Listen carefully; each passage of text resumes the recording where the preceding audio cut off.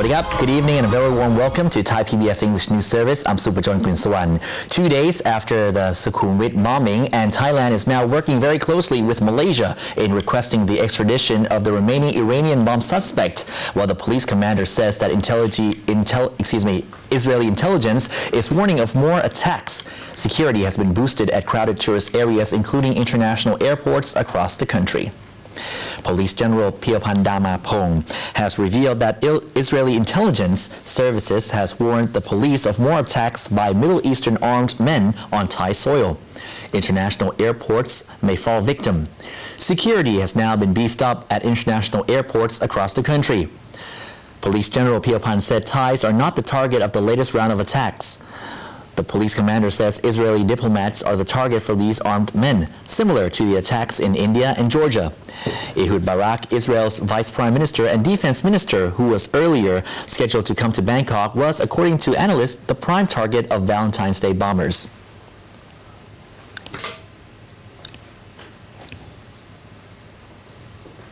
He raised the issue of terror led by groups like the Hezbollah and especially the Iranians. Recently in Bangkok, in Delhi and in Tbilisi, we see it in a very sincere way. It's a breaking of rules of diplomacy and the behavior of nations. We still are listening to the Thai authorities to find all the details about those who were participating. Not all of them are probably in the hands of the authorities, and there is an investigation both in India and in Georgia, and we are waiting to first of all see the result. Meanwhile, the Iranian government denied any involvement in the attacks in all three countries. However, Thai PBS could not yet contact the Iranian ambassador to Thailand. The Thai officials are now working closely with Malaysian authorities to extradite Sinagard Salek Mahsuz, one of the bombing suspects who fled the bomb scene in Sukhumvit 71 for Malaysia. Thailand and Malaysia have no extradition agreement, so Thai authorities, namely the police and the Attorney General, are coming up with special terms in requesting the suspect's return. Police say the woman suspected of renting houses for the bombers is now in Iran. The police commander says her escape will not affect the case. Police are still interviewing the two Iranian suspects, one of which was captured at Suvarnabhumi airport and the other at the blast scene on Valentine's Day after he blew off his own legs. Police believe more than 4 people are involved in the bomb case in Sukhumvit 71. As many as 14 countries have now warned their citizens about coming or staying in Thailand. These countries include the US, the UK, Canada, Ireland, New Zealand, Austria, Netherlands, Brazil, Japan, South Korea, Italy, Norway, Israel, and Taipei. However, many tourists already in Thailand don't seem to be overly concerned.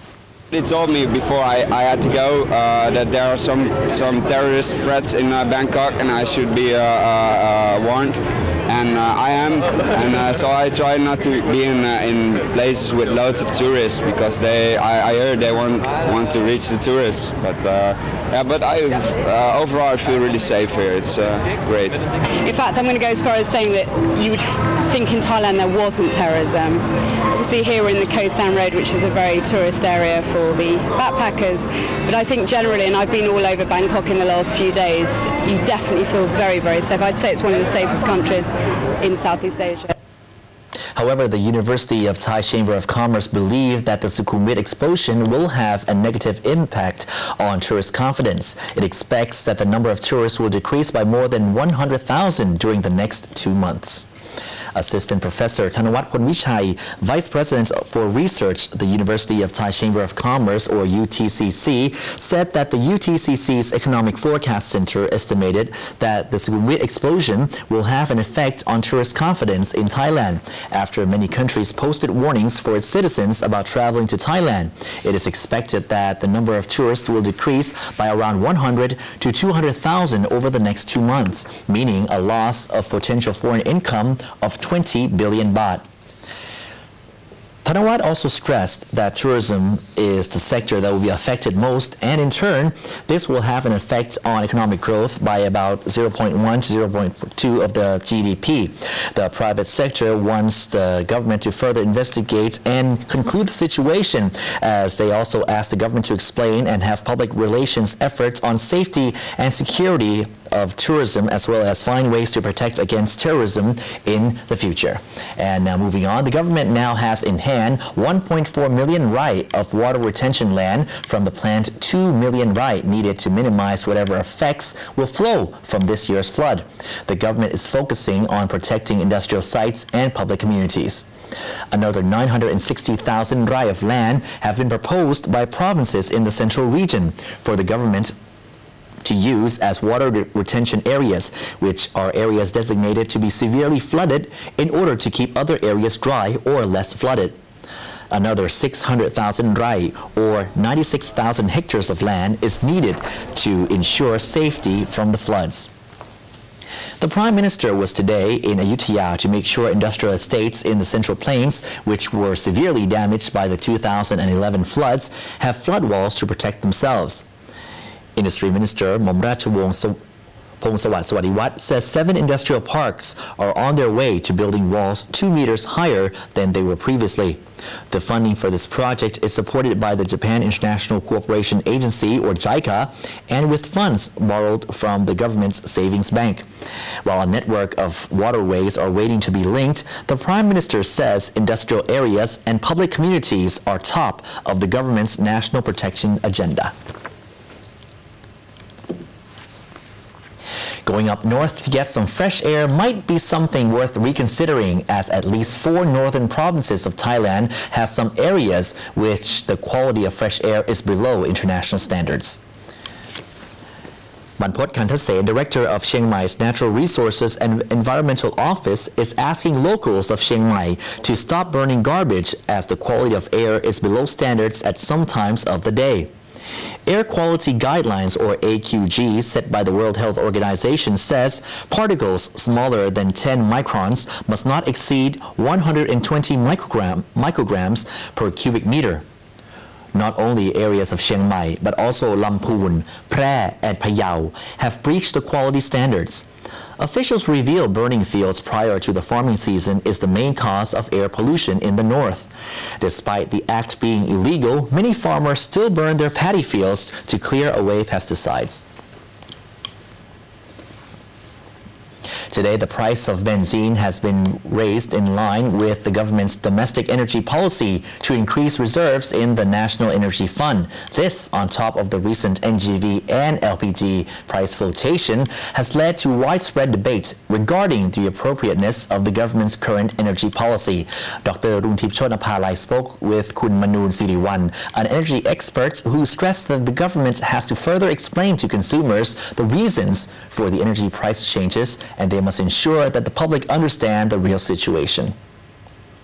I think for Thailand, because of the we have some policy of the oil subsidy for such a long time.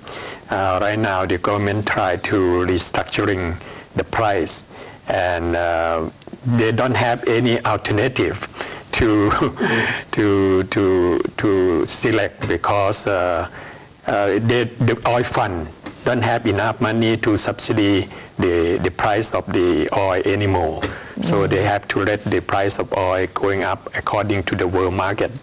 And because of the price of the oil is going to getting higher, they have to let the price of the gasoline and the LPG and NGV going up according to the resolution that according to the government policy. Okay. So I think that the price of oil is going to getting higher. Chairman of the National Human Rights Commission recently visited the humanitarian body in Thailand and will use this experience to protect and promote human rights in Myanmar. Chairman of Myanmar's National Human Rights Commission visited and discussed humanitarian issues with officers of Thailand's Human Rights Commission. Win Ma said that since Myanmar's political situation has become more open, the National Human Rights Commission has received more than 1,000 letters of complaint each day.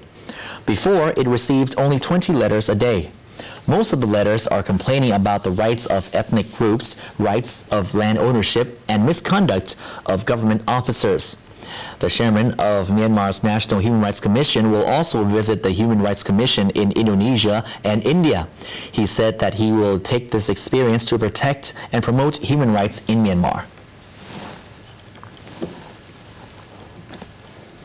Police and customs officials from 13 Asian countries gathered in Bangkok recently to address the problem of the smuggling of wildlife, especially tigers and tiger parts throughout the region, and corruption seems to be the #1 problem. Bangkok was host to an international conference involving police and customs officials from 13 Asian nations. Their aim is to tighten controls and improve cross-border cooperation to curb wildlife crimes involving tigers. The agreement reached is based on law enforcement to protect wild tigers as well as other rare and threatened species. Crimes involving tigers are said to be on the rise, and criminals are adopting increasingly sophisticated methods. What we'd like to see are these international organizations getting to the top leaders and talking about the elephant in the room, which is corruption. The #1 challenge facing conservationists across the world, and certainly here in Asia, is corruption. Nobody who's powerful with political connections or with money gets arrested and goes to jail for wildlife crime. So that's what needs to change in order for these species to... Those attending the conference included the international police organization Interpol, who asserted that the exchange of intelligence between law enforcement agencies through Interpol was vital in targeting criminals before they harm the wildlife. The seminar, involving countries where tigers still live in the wild, was aimed at improving the entire law enforcement chain, because that chain is only as good as its weakest link, according to John Scanlon from the Convention on International Trade in Endangered Species of Wild Fauna and Flora, or CITES. Thai PBS English News Service is conducting a survey, so if you wish to share your comments of the program, please do log on to www.thaipbs.or.th/Eng.News survey and share with us your comments for a better part of this program. And that brings us to the end of tonight's edition of Thai PBS English News Service. Enjoy your night. I'm Sukhumvit. สวัสดีครับ